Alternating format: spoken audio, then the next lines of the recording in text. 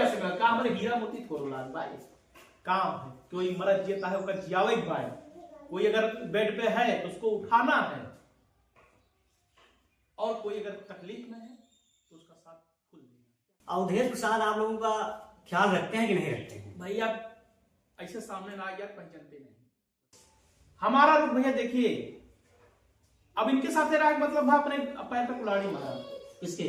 अवधेश प्रसाद के साथ रहा, क्योंकि फिर बाद में संभाल लेंगे ये लोग।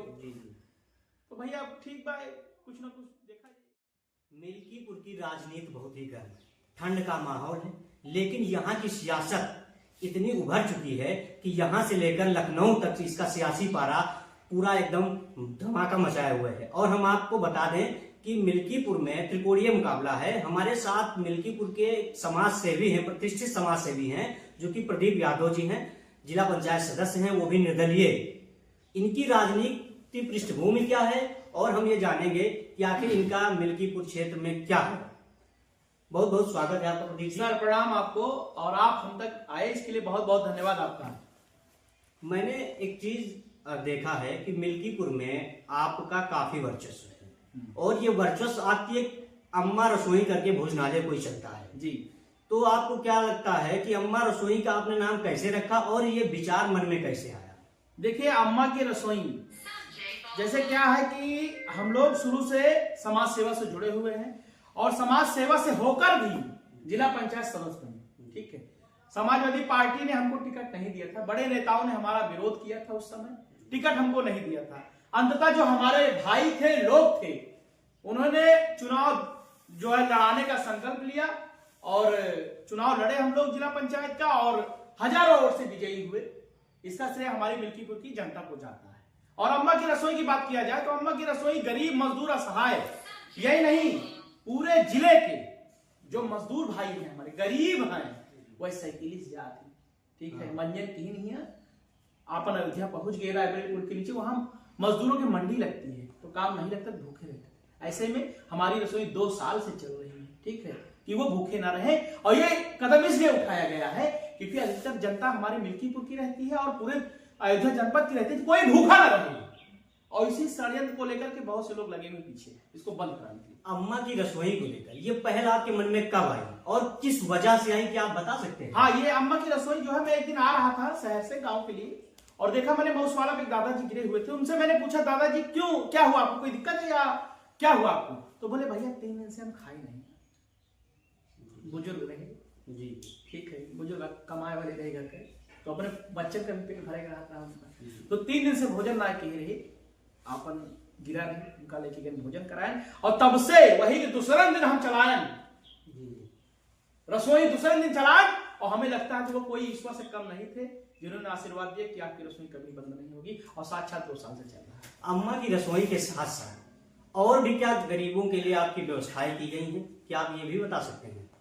व्यवस्थाएं हमारी जो भैया है अपनी जनता के लिए, वो एम्बुलेंस का है, किसी के एक्सीडेंट होता है तो हम लोग तुरंत पहुंच करके उसको हॉस्पिटल लेके जाते हैं। 117 लोगों को अभी तक हॉस्पिटल लेके 37 दाई अपन खून दे भैया, हफ्ता में 2 दाई दे। बहुत पूछे थे कैसे हफ्ता में 2 दाई दे दो, तो वो पूरा प्रूफ रखे हैं। तो भैया हमारा काम है लोगों की जिंदगी बचाओ। ठीक है, और भी कई तरीके का हेलमेट हुआ, हाईवे पर बांटना हुआ, बहुत से लोग ऐसे निकल जाते हैं, तो जब उनको एक्सीडेंट हो जाता है, कहीं सिर पे चोट लग जाती है तो नहीं बच पाते। ऐसे में उनको देने के लिए हेलमेट भी हम लोग रखते हैं। तमाम नाना प्रकार के काम करते हैं, उसको गिनाया नहीं जा सकता। कहा जाता है कि अगर समाज में कोई समाज सेवा करता है तो राजनीति का भी शिकार होता है। क्या प्रदीप यादव जी कभी राजनीति का कोई शिकार हुए? अरे भैया बहुत बहन भैया, ठीक है, कहीं अफसी तो जीत गए, लेकिन अफसी इनका जिता ही नहीं दिया हुआ है, और जीत गए तो हमें खतरा है। कहा तुम तो अफसी तो हमारे पीछे बहुत गिरने लगी है। अभी जनता को ऊपर की खत्म करत है या उबारत है। प्रदीप का चुनावी माहौल क्या है, आखिर वो चाहते हैं, किस पार्टी को चाहते हैं कि मिल्कीपुर का विधायक बने? देखिए वैसे तो मैं समाजवादी पार्टी से भैया स्नेह रखता हूं, माननीय अखिलेश जी पूर्व मुख्यमंत्री साहब को मैं दिल से मानता हूं। ठीक है, और मुझे टिकट नहीं दिया इसका अफसोस था मुझे। ठीक है, और कहीं ना कहीं बड़े लोगों को टिकट दिया गया था हमारे सीट पर। जगदीवन बाबू एमएलसी हुआ करते थे समाजवादी पार्टी में, अब नहीं है, उनको टिकट दिया गया था, लेकिन तब भी वो 700 वोट पे थे और हम 5300 से जीते थे। ठीक है, तब भी तो यही है, अब लोग लगे हुए हैं, जो लोग चुनाव लड़ रहे हैं, ठीक है, सांसद जी हमारे और उनके सुपुत्र जी हमारे, यही मिल्कीपुर की घटना है। अभी संसद के चुनाव में आए हुए थे माननीय अखिलेश जी, हम लोग अपने काफिला के साथ 250 लोगों के साथ आए वहां पे, हमको मंच पे नहीं चढ़ने दी, ठीक है, हमको मंच पे नहीं चढ़ने दी। लोग कहते हैं क्या आपका उनका वो है। अब भैया हम राजनीतिक, हम लोग भी हैं, समाज सेवी भी हैं, हमारे साथ जो आए हैं मंच पे नहीं चढ़ने पाएगा। और ऐसे बताइए वहां से निकल लिए हम लोग, सोचिए हमारा कितना सम्मान गया। और ये हरदाई यही करा थी, अच्छा, हरदाई सम्मान लिए थे सभी भैया, तो हम कहाँ तक का करिए। अवधेश प्रसाद आप लोगों का ख्याल रखते हैं कि नहीं रखते हैं? भैया ऐसे सामने ना यार पहचानते नहीं। अच्छा, ठीक है, अरे आप तो यादव हैं, अखिलेश यादव की जाति के हैं। याद उससे नहीं मतलब भैया, ठीक है, कुल मिलाकर के अब पता नहीं उनका कौन हमसे द्वेष है कि हमसे बोलबा नहीं करते। अच्छा, तो इस बार पंची मारने की तैयारी है? देखिए भैया एक चीज जान लीजिए, अभी मेरे ऊपर बहुत दबाव आ रहा है माननीय अखिलेश जी के यहाँ से और पार्टी के नेताओं द्वारा दबाव आ रहा है, ठीक है। अब इसमें हम लोग अभी मंथन करेंगे करना क्या है, क्योंकि फिर वही सब रवैया इनका रहेगा भैया। जैसे आप जानते हैं, अब तो भैया इनका थोड़ा सा जैसे अब थोड़ा सा हमारा इनका उठक पटक चल रहा है, तब तो भैया टिकट भी हमारा जो भी अगर होने लायक भी रहेगा तो लोग काट देंगे। अभी आपने बताया कि अवधेश प्रसाद बहुत मन में द्वेष रखते हैं आपकी, तो कभी आपने इसकी शिकायत अपने मुखिया अखिलेश यादव से इसकी शिकायत नहीं की? भैया शिकायत उनसे क्या किया जाए भैया, ठीक है। अब वो जो है उदय राजा इनको बना दिया, हम काम शिकायत करेंगे। हाँ, एक वीडियो उनका वायरल हुआ था कि ये अयोध्या के राजा हैं। हाँ। क्या उनकी राजशाही मिल्कीपुर में कामयाब रहेगी? प्रदीप जी क्या चाहते हैं? देखो भैया, हमारे सब ज्यादा बड़ा मनई ना है भैया, लेकिन इतना बा कि लागत तो 10-5 हजार रुपये हर बार करिए। सपा के एक बागी नेता है सूरज चौधरी जी, हाँ। जो कि आजाद समाज पार्टी से चंद्रशेखर आजाद ने उनको प्रत्याशी बनाया है। आखिर समाजवादी पार्टी में क्या वो सेंध लगा पाएंगे? अब वो उनका व्यक्तिगत मामला रहेगा भैया, ठीक है, व्यक्तिगत उनका वो रहेगा। अब हम तो यही चाहते हैं कि भाई कोई अगर राजनीति में आ रहा है तो आगे बढ़े। मिल्कीपुर का चुनावी समीकरण घर बनाम बाहरी हाँ पे आ गया है। हाँ, आपको क्या लगता है कि कौन बाहरी है कौन घरेलू है? अब एक चीज जान ले भैया, जनता बहुत समझदार है मिल्कीपुर में, ठीक है, वो चढ़ाती भी है गिराती भी है। सूरज चौधरी कह रहे हैं जी। कि बाहरी अजित प्रसाद भी हैं, घरेलू तो वो स्वयं को बता रहे हैं। हाँ, वो तो आगे क्या है? वो तो यही सथरा के हैं, और मिल्कीपुर के ही हैं, हरंडी में, तो वो तो घर के ही हैं। अजित प्रसाद जी कहाँ के हैं? अजित प्रसाद जी का विधानसभा क्षेत्र वैसे क्या देखा है? जाए तो लखनऊ ज्यादातर रहते हैं, अच्छा। क्षेत्र में नहीं रहते हैं। अब चुनाव ना आएगा भाई तो भाई जाहिर सी बात है यहाँ है। बाकी जो सत्यता है वो बताने में कोई कुरेज नहीं है हमको, ना हम लोग किसी से डरते हैं। आपका रुख किधर है? हमारा रुख भैया देखिए, अब इनके साथ रहा मतलब है अपने पैर पे कुल्हाड़ी मारा। किसके? अवधेश प्रसाद के साथ रहा, क्योंकि फिर बाद में सम्मान लेंगे ये लोग। जी जी। तो भैया ठीक भाई, कुछ ना कुछ देखा जाए। जो दबाव बन रहा है वो दबाव क्या है? अब दबाव भैया, अब अखिलेश जी से बड़ा हमारे लिए कोई नहीं है, ठीक है। अब उनकी बातों का सम्मान होगा, लेकिन यह है कि अगर ये इनका जिताई हुई जात तब वो हमें सबका रगड़ दी है आगे। अवधेश प्रसाद यहाँ से विधायक थे, मंत्री भी रहे जी। और अब सांसद भी रहे।